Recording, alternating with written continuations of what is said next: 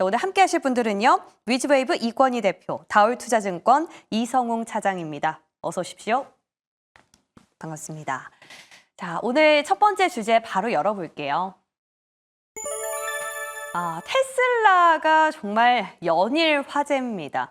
12월 24일, 그러니까 크리스마스 하루 전에는 뉴욕 증시도 일찍 폐장을 했는데 그런 와중에도 테슬라는 무려 7%나 급등을 했어요. 이유를 찾아봤더니 현대차 덕분에라고 합니다.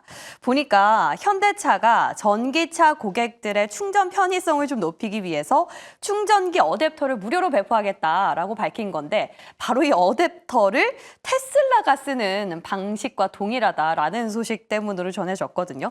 그래서 오늘 충전 관련주 휴맥스 캐리가 급등하고 있습니다. 자, 이건희 대표님. 실제 우리나라 기업 가운데서 이렇게 테슬라의 충전기, 현대차 충전기와 관련된 실체가 있는 기업이 있습니까? 실체가 있는 기업은 많이 있는데 문제는 네. 이제 다 중소업체들로 쪼개져 있어서 사실상 그 어떤 회사 하나가 휴맥스 홀딩스가 좀 부각이 되고 있긴 하지만 매출에서 차지하는 영역은 거의 없다라고 보는 게 맞고요. 그래서 지금 충전 인프라 관련된 종목들 찾으시는 분들이 있는데 잘 안 보이는 이유가 그게 중소업체들이 많기 때문에 그렇습니다. 그래서 이게 어떤 회사가 독점적으로 하는 게 아니라 너무 많은 회사들이 지금 이 업에 참여를 하고 있기 때문에 사실은 국내에는 충전 관련 수혜주가 없다라고 보시면 되고요. 테슬라가 7% 올라온 이유가 테슬라는 충전 인프라도 본인들이 직접 운영하잖아요. 그러니까 네. 그럼 결국에는 그쪽에서 충전 많이 하게 되면 테슬라 수익 좋아지는 거 아니야? 이제 이걸로 지금 올라간 거기 때문에 사실 그 수혜는 테슬라가 지금 다 봤다. 원래 이제 현대차가 다른 BMW라든지 이제 주요 브랜드들과 같이 반 테슬라 진영에 있다가 지금 어댑터를 줬다라는 거는 한마디로 우리가 이제 220V 쓰다가 해외에 나가면은 콘센트 하나 꽂아야 되잖아요, 잭을. 그거 하나 이제 나눠주는 거거든요. 그러니까 이걸로도 해서 충전을 해라라고 지금 하는 건데 그만큼 지금 현대차는 전기차를 팔기 위해서 테슬라 인프라차도 이용해야 되겠다라고 지금 마음을 먹었다라고 생각하시는 게 맞을 것 같습니다. 그 충전기 어댑터를 꽂으면 테슬라가 제공하는 것들도 쓸 수 있다라는 거네요. 그렇습니다. 그러면 차장님, 오늘 장에서 어쨌든 시장의 각광을 받고 있는 캐리나 휴맥스 같은 경우에는 실제 투자를 해볼 만한 겁니까? 어떻습니까?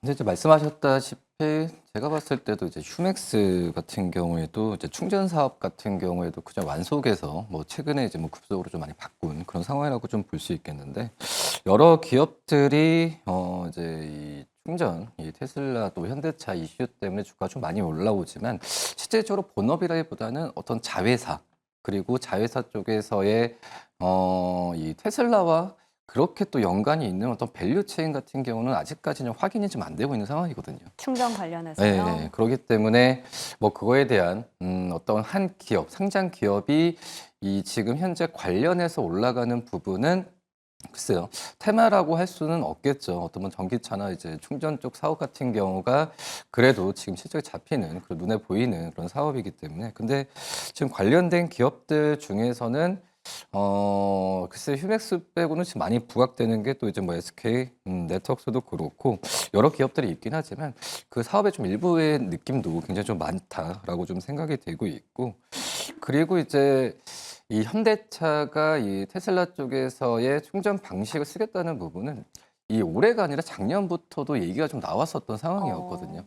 작년에 2025년 상반기라고 이제 못을 박았었던 그런 상황이기 때문에 제가 봤을 때도 어떤 특별한 이슈라기보다도 그 전에 과정됐던 그 얘기가 나왔던 부분이 올해 이제 연말쯤에 다시 현대차가 다시 한번 얘기를 하지 않나. 그러니까 무상이나 이런 부분 같은 경우도 얘기를 했었거든요. 근데 그때는 무상이란 부분을 강조하지 않고 현대차의 충전 방식에 대한 어댑터에 대한 부분을 2025년부터 배포하겠다라는 의견만 했지 무료에 대한 얘기 부분은 안 했었던 상황으로 제가 기억하는데 그러기 때문에 이 오늘의 그런 상승 랠리가 제가 봤을 때도 오늘 좀 약간 하루일 가능성도 좀 분명히 있지 않을까라고 좀 판단이 되고 있습니다. 차장님 지금 말씀 듣다 보니까 무료라는 부분이 또 귀에 들려와요. 이게 무상으로 공급을 해준다는 건데 물론 전체적인 시장 파일을 확장하는 데는 도움이 될 수 있겠습니다만 현대차 마진에 그렇게 타격을 주진 않을까요? 공짜로 이거 다 나눠준다면? 근데 어쩔 수 없이 현대차도 할 수밖에 없는 상황이다라고 그래요. 좀 볼 수 있겠고요. 뭐 테슬라 쪽과 어떤 경쟁 구도를 우리나라 완성차 기업, 특히 현대차나 현대차 그룹이 가져가기에는 굉장히 좀 힘든 상황이라고 볼 수 있겠고요. 그리고 이제 무료 공급이라는 부분이 이 미국 내 현대차를 전기차를 이용하는 고객들한테 하는 상황이기 때문에 어쩔 수 없이 가는 방향이지 않을까라고 좀 생각이 되고 있어서 뭐 현대차에 대한 마진이나 이런 부분에 현대차 그룹이 지금 생각하기에는 힘든 구조고 지금은 어차피 지금 테슬라 쪽에서 이 급속적인 방식이 지금 시장 점유율 거의 60% 이상 차지를 하고 있거든요. 그렇기 때문에 따라갈 수밖에 없는 형국이지 않을까라고 좀 생각이 되고 있고요. 그렇기 때문에 지금 테슬라가 이거에 대해서 좀 주가가 좀 올랐다고 하지만 제가 봤을 때도 뭐 이거에 대한 부분이 약간 덤인 것 같고요. 이 테슬라가 지금 자율주행이나 뭐 전기차로 이 어떤 실적이나 이런 부분으로 오르는 게 아니라 제가 봤을 때는 어떤 트럼프 효과도 있겠지만은 결국은 이제 미국의 어떤 AI 정책에 의한 AI 기술에 의한 테슬라가 지금은 다른 면모로서 이 1차적으로 트럼프 당선 이후에 주가가 2차적으로 AI와 관련된 이 이슈로 지금 올른다고 생각이 되고 있거든요. 만약 어떤 전기차나 자율주행 트럼프 이슈로만 끝났다고 한다면은 저는 테슬라가 이 주가가 좀 차익 실현에 많이 노출될 거라고 좀 생각이 되고 있는데 그런 면이나 다른 쪽에서의 이슈에 의한 주가 상승이 있다고 판단이 되고 있어서 굳이 이제 뭐 급속 충전으로 또 다시 한번 랠리 또 이제 이런 쪽으로만 좀 판단하는 거는 좀 약간 한계가 있다라고 좀 생각이 됩니다. 결국에 테슬라나 현대차나 지금 전기차 본업에 대한 점유율을 늘려가는 게 더 중요하다라는 생각을 하고 있는 듯 보입니다. 자, 말씀해 주셨지만 테슬라 요즘에 뭐 본업인 전기차보다는 자율주행이라든지 트럼프 대통령 당선인과 얽혀서 가는 면이 없지 않아 있는데요. 그래서 국내에서도 테슬라가 상승하면 예전에는 2차 전지 쪽이 많이 각광을 받았었는데 오늘도 보니까 2차 전지도 별로 그렇고 그나마 좀 힘을 받는 게 자율주행이 아닌가라는 생각이 들어요. 미국의 정권 교체 이제 얼마 안 남았지 않습니까? 그렇게 된다면 미국 자율주행 규제 빠르게 완화된다고 보세요. 대표님 어떻습니까? 그렇죠. 일단 빠르게 완화시키려고 이제 그 돈을 쓴 거죠. 사실 일론 머스크 입장에서는. 그리고 공화당 자체의 기조가 원래 이제 규제보다는 먼저 해보고 문제가 생기면 너희들이 책임져 이런 스타일이고요. 민주당은 이런 문제가 생길지 모르니까 예방책이 뭐야라고 먼저 제시를 하라고 하는 게 두 당의 약간 차이점인데 공화당 기조가 원래 그런 이제 시장주의적인 성격이 강한 데다가 또 하나 이제 뭐 일론 머스크가 아예 대놓고 지금 정부 규제개혁위원회 뭐 이런 쪽으로 가 있죠. 그러면 결국에는 도저 쪽에 가 있다라는 것, 도지 쪽에 가 있다라는 것 자체도 이걸 먼저 하기 위한 어떻게 보면 큰 포석이었다라고 보시면 될 것 같고요. 그러면 이제 어떻게 되냐 이걸 푸는 건 기정사실화 돼 있을 겁니다. 아마 규제를 어느 정도 완화시키는 거는. 근데 이제 완화를 시켰을 때 테슬라 방식만 완화시킬 수 있느냐? 그렇게 되면 욕을 먹겠죠. 예, 그러니까 결국에는 이제 자율주행 전반에 대해서 완화시킬 가능성이 높습니다. 그래서 물론 본인들은 탁월한 기술을 갖고 있다라는 경쟁력, 자신감 이런 것들로 이제 전체적인 완화를 할 텐데 웨이모 택시가 운영하고 있는 그러니까 샌프란시스코에서 운영하고 있는 웨이모도 굉장히 복잡한 샌프란시스코의 교통 체계에서도 잘 다니고 있거든요. 그러니까 이제 그런 부분들까지 같이 이제 확대된다라고 하면 그러니까 라이다 기반에 있는 웨이모 진영과 그다음에 또 하나 이제 FSD로 장착한 테슬라 진영 간의 이제 대결은 불가피하다라고 보시면 되고요. 지금 이게 나중에 가면 결국에는 카메라의 방식과 라이다 방식이 접목될 가능성이 높습니다. 그러니까 테슬라도 지금은 카메라 방식만 쓰고 있지만 일정 부분 라이다를 도용할 가능성도 있다라고 보고 있거든요. 그런 부분들을 보면 지금 전반적인 자율주행 관련된 회사들은 오히려 지금 충전 관련된 회사들보다는 좀 뚜렷하게 나와 있죠, 국내에. 예, 그러니까 현대차와 협업하는 회사들부터 시작해서 라이다 원천 기술 갖고 있는 회사들, 그 외에 이제 뭐 테슬라의 카메라 모듈을 또 납품하는 회사들도 있으니까 여러 가지 면에서 봤을 때는 자율주행 관련주들은 조금 확산될 가능성은 있다라고 보고 있습니다. 자율주행과 충전 대결을 붙였을 때는 자율주행이다라고 그쪽에 손 들어주셨네요. 자, 그럼 관련주 몇 가지만 좀 여쭤봐도 될까요? 대표적인 거? 일단 뭐 많은 종목들이 있는데 지금 최근에 이제 자율주행 관련돼서 올라오는 종목들을 보면 최근 상장하지 얼마 안 된 뭐 SOS랩이라든지 뭐 로봇까지 같이 진출한다라고 하는 이제 라이다 기술을 갖고 있는 회사도 주목을 좀 받고 있는 것 같고요. 그다음에 이제 안전 관련된 거기 때문에 이 규제 관련돼서 뭐 이걸 테스트하는 회사죠. 슈어소프트테크라는 회사들도 한때 주목을 좀 받았는데 지금은 좀 밀려 있는 부분인 것 같습니다. 그 외에도 전통적으로 인포테인먼트는 모트렉스라든지 이런 종목들이 있는데 저는 개인적으로 딱 두 종목만 찍는다라고 하면 SOS랩이랑 뭐 퓨런티어 정도 퓨런티어. 예, 두 종목 중심으로 대응을 하시는 게 맞다라고 보고 있습니다. 좋습니다. 자율주행 막간 활용해서 체크해 봤고요. 이와 함께 또 충전 관련에 대한 코멘트 들어봤는데 두 분 다 약간의 테마성이 짙다라는 답변으로 일치됩니다. 참고해 보시기 바랄게요. 자, 그럼 이제 두 번째 주제 넘어가 보겠습니다. 조선입니다. 와, 정말 조선은 연일 저희가 돌다리를 두드려 보고 있는데요. 미국에 이어서 이번에는 인도에서 또 새로운 러브콜을 받았습니다. 뭐 이번 달 초에 인도의 조선 대표단이 울산 조선소를 찾았다라는 단독 기사가 오늘 새벽에 나오면서 다시금 시장에 관심이 회자되고 있는데요. 무려 1,000척이나 필요하다고 합니다. 지금 인도 상황 봤을 때 확정된 건 아니지만 만약에 미국에서 인도까지 확보한다면 우리 조선 엄청난 지금 상황인 것 같아요. 인도 관련해서 좀 수혜주 추려볼 수가 있을까요, 차장님? 글쎄 우선은 직접 방문한 HD 현대중공업에 대한 뭐 관심을 좀 갈 수 있겠지만 네. 이 뭐 인도 같은 경우에도 지금 이제 글로벌 시장에서 미국도 마찬가지지만은 거의 이제 글로벌 시장은 중국, 한국, 일본이 거의 다 독점을 하고 있는 그런 상황이기 때문에 뭐 인도의 모다 총리 같은 경우에도 인도 조선업 역량을 올리고 싶어하는 그런 꿈이 많이 좀 있거든요. 뭐 그러기 때문에 가장 어떻게 보면은 이제 우리나라 쪽에서의 먼저 좀 기술력이나 이런 부분을 요구하는 그런 상황이라고 좀 볼 수 있겠고 그렇기 때문에 그 전에 이 트럼프 대통령도 우리나라 조선 기업들한테 MOU나 이런 부분을 직접 얘기를 언급을 했었잖아요. 뭐 그런 걸 본다고 한다면 저는 이제 다른 sek터들은 어떻게 보면은 이 선진국의 어떤 약간 하청업체 그런 느낌의 어떤 방향성을 가져갈 수는 있지만 조선은 어떤 미국도 그렇고 인도한테는 저는 갑 위치에 있다라고 좀 생각이 되고 있거든요.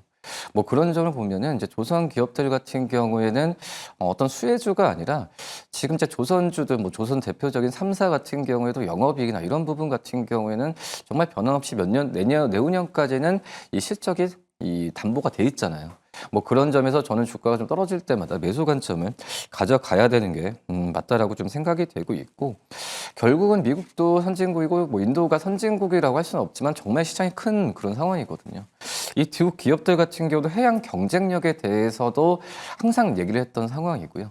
이 해양 어떤 상선 쪽 같은 경우가 일반적인 이 경기의 물동량뿐만 아니라 실질적으로 이 방위산업, 이 방어적인 어떤 지정학적 이런 부분도 연관이 많이 되고 있기 때문에 이 미국과 인도 같은 경우에도 이런 해양 경쟁력을 키우려고 노력은 좀 많이 하는 상황이고요.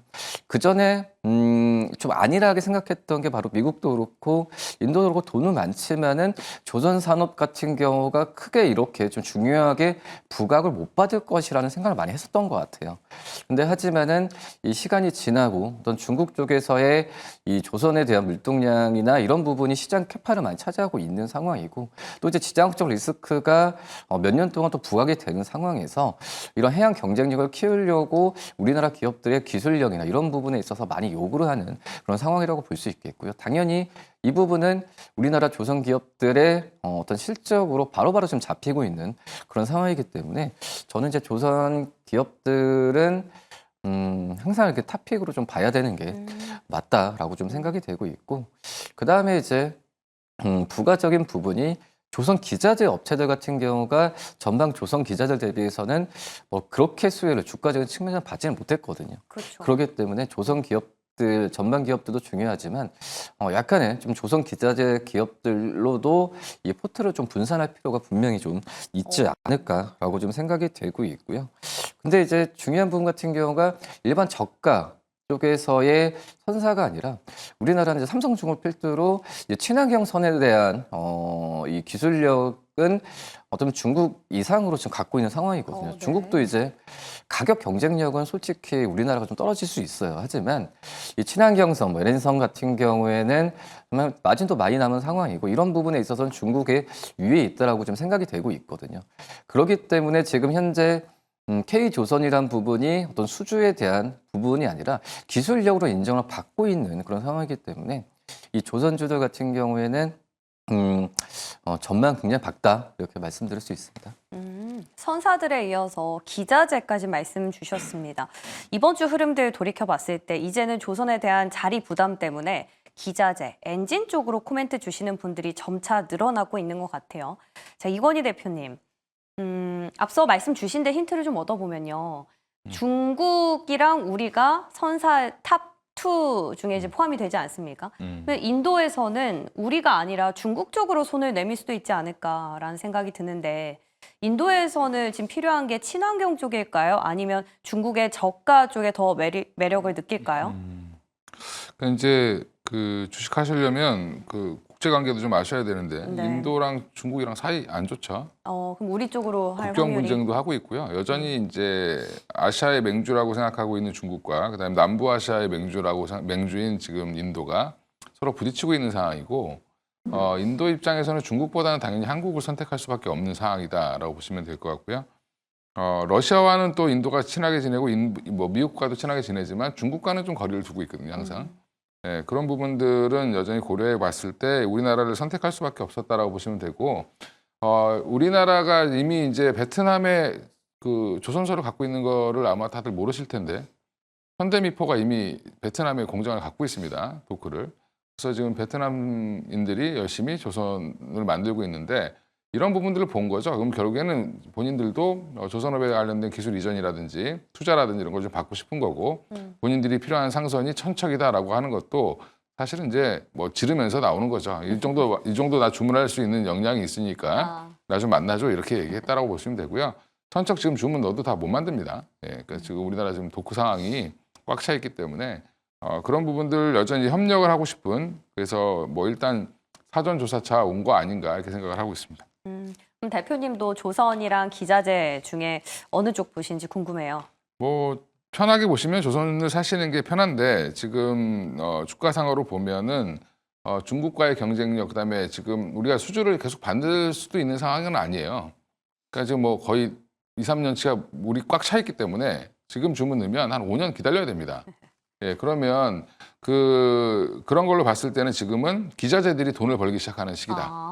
그래서 지금 뭐 세진중공업이 됐든 뭐 엔진 회사가 됐든 특히 이제 엔진 같은 경우를 주목하는 이유가 중국에서 아직 친환경 관련된 엔진을 못 만드는 부분들이라든지 대형 엔진을 못 만드는 부분들이 있어서 이런 엔진들을 우리가 이제 수출을 하고 있거든요. 그런 부분들까지 같이 감안했을 때는 중국은 지금 막 도크를 막 짓고 있습니다. 그래서 막 이제 빨리 받으려고 수주를. 근데 이제 이런 부분들이 나중에 악재로 작용할 가능성도 있지만 여전히 이제 그런 기자재단 특히 엔진 쪽을 주목하는 이유는 뭐 중국이 잘 나가든 아니면 뭐 우리가 잘 나가든 결국엔 조선업 전반이 좋아진다라고 하면 사실은 혜택을 다 볼 수 있는 거기 때문에 그래서 엔진 쪽을 사람들이 많이 주목을 하고 있다라고 생각하시면 좀 이해가 편하시지 않을까 생각하고 있습니다. 좋습니다. 자, HD 현대중공업, 한화엔진 오늘장에서도 다시 한번 신고가를 경신해내는 모습인데요. 자, 조선주는 끝으로 로봇이랑 연결고리 잠깐 좀 체크하고 넘어가 볼게요. 최근에 조선 쪽에 지금 로봇이 올라탔어요. 인력 문제가 항상 거론이 됐던 건데 이걸 해결하기 위해서 협동 로봇을 도입하겠다라고 밝힌 상황이거든요. 근데 수주전에서 아직까지 우리나라 기업이 선정된 건 아닙니다. 그럼에도 로봇 앞으로 가능성 보고 베팅을 하실 거예요, 차장님? 어떻게 보십니까?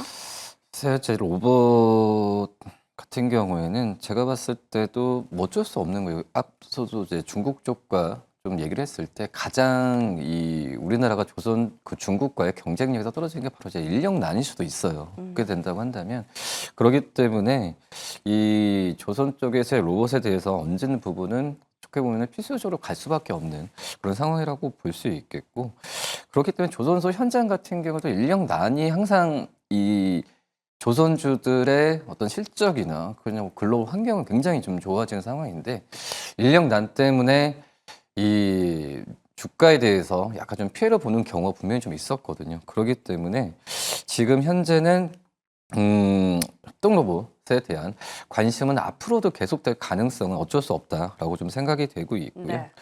그렇기 때문에 지금 현재 협동 로봇에 대해서 뭐 우리나라 레인보우 로보틱스도 그렇고 뭐 뉴로메카도 그렇고 지금 현재 이 협동 로봇에 대해서 굉장한 좀 그 관심을 많이 기울이면서 이 조선 기업들과의 이 어떤 그 협업이나 이런 그 같이 동맹하는 부분에 있어서 열을 올리고 있는 그런 상황이라고 볼 수 있겠고, 이 부분은 조선 기업들 같은 경우도 향후에 본다고 한다면 필수적인 요소로 갈 가능성이 크다라고 지금 생각이 좀 되고 있고요. 그렇기 때문에 지금 현재는 로봇 관련주들을 조선주와 연결해서 수혜주를 찾는 부분은 좋고, 아직까지는 이제 이게 약간의 좀 실적보다도 약간 테마 비슷한 느낌은 들긴 하지만 결국은 갈 수밖에 없는 그런 상황으로 되지 않을까 이렇게 판단됩니다. 네, 좋습니다. 조선이 갈 수밖에 없다면 로봇도 지금 당장 뭔가 실체가 있는 건 아니지만 앞으로 길게 봤을 때 충분히 갈 것이다 라는 정도로 마무리해 볼게요. 자, 이제 저희 다음 주제로 넘어가 보겠습니다. 자, 이번엔 5G입니다. 5G, 와, 제가 조금 전에 봤더니요. 원래 솔리드, 뭐, KMW 10% 정도 상승하고 있었는데 지금 20% 가까이 더 많이 탄력을 받고 있어요.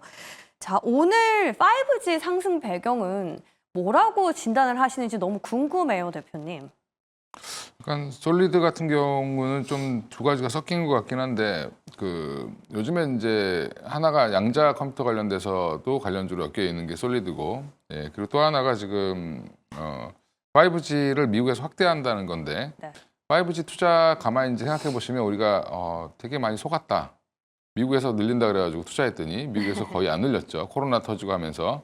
근데 그게 지금 아직도 답보 상태입니다, 미국은. 근데 지금 미국이 지금 추진하고 있는 자율주행이라든지 여러 가지 이제 신규 정책들이 통신 기술이 좀 더 빨라져야 되거든요. 근데 또 상대적으로 중국은 지금 5G가 깔려 있는 게 뭐 기지국, 그러니까 안테나만 한 700만 개 깔려 있다고 합니다. 그 얘기가 무슨 말이냐면 중국은 이미 인프라가 다 돼 있는데 미국은 지금 하나도 안 돼 있다는 거죠. 그러면 이걸 쫓아가야 되는데, 그럼 쫓아가려면 어디를 러브콜 하겠냐? 그럼 결국 국내 기업일 텐데. 네.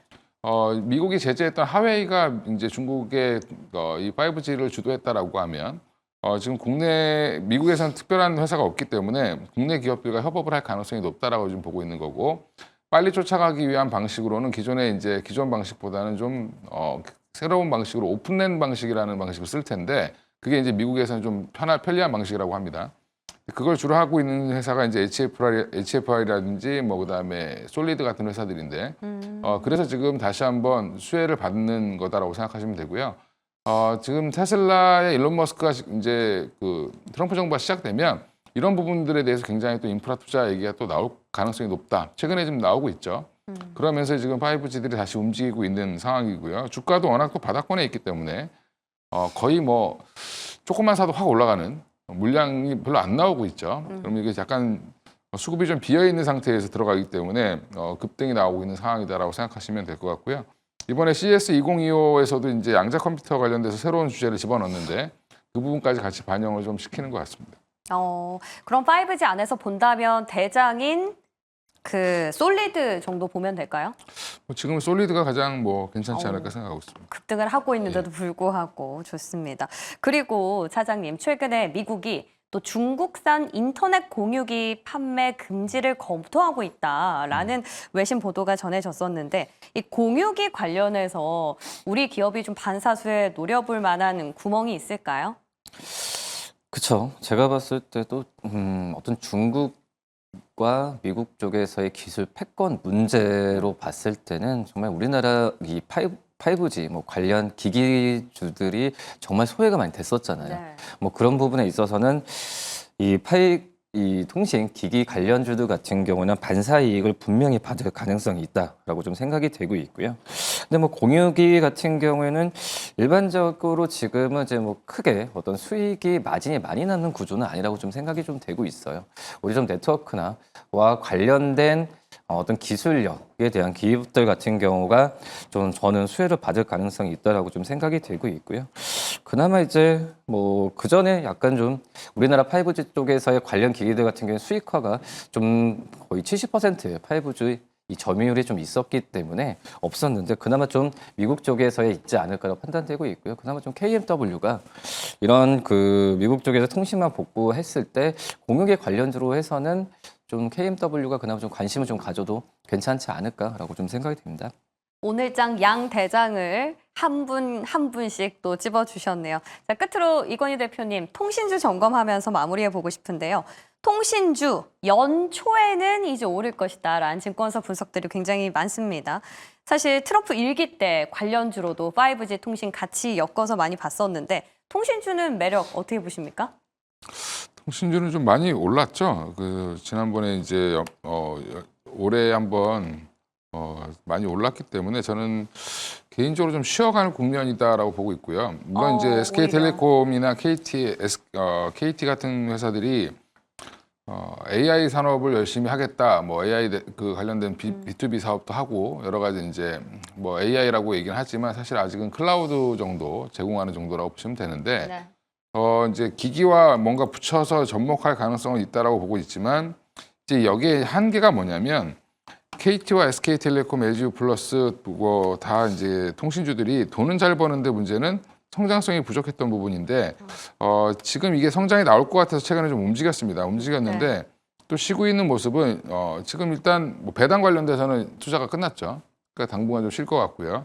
또 여기에 KT 양자 같은 기술은 어떻게 보세요? 양자 기술을 여기 뭐 지금 이쪽에서 하고 있다라고 보기는 좀 어렵고 우리나라도 지금 양자 기술은 연구소 단위에서 하고 있습니다. 하고 있는데 아직 뭐 큐빗을 한 5개 정도 만들었거든요. 그러니까 그 얘기는 뭐 아직은 조금 더 시간이 좀 걸릴 것 같고 이게 기업 단위로 올라오기까지는 좀 시간은 더 많이 걸릴 것 같습니다. 또 통신주는 한계가 외국인들이 지분을 50%, 50%를 못 넘깁니다. 49% 정도 선이 거의 마지막 마지노선인데 KT는 지금 벌써 49% 샀고요. 예, 그리고 SK텔레콤 같은 경우가 이제 42% 정도 들어와 있고요. LG유플러스 보시면 지금 한 35.69% 정도 외국인이 갖고 있는데 만약에 단기적으로 이제 이슈가 있어서 올라가면 사실은 LG유플러스가 더 빠르게 올라갈 가능성이 있는데 양자랑 지금 우리나라 통신주랑 연결하시는 건 좀 너무 좀 많이 나갔다. 그럴까요? 예, 아직 우리는 지금 저기 그 카이스트나 저 대전 쪽에서 조금 하고 있습니다. 예. 예, 좋습니다. 또 최근에 화두가 돼서 통신주들이 많이 연구를 하고 있다라는 소식에 한번 얹어봤는데 아직까지 통신주 상단을 뚫고 갈 만한 힘은 없다라고 정리해 볼게요. 자, 현재 시각 10시 28분, 10시 30분 향해 가고 있습니다. 현재 수급 상황 어떤지 김유정 아나운서와 함께 만나보고 오시죠.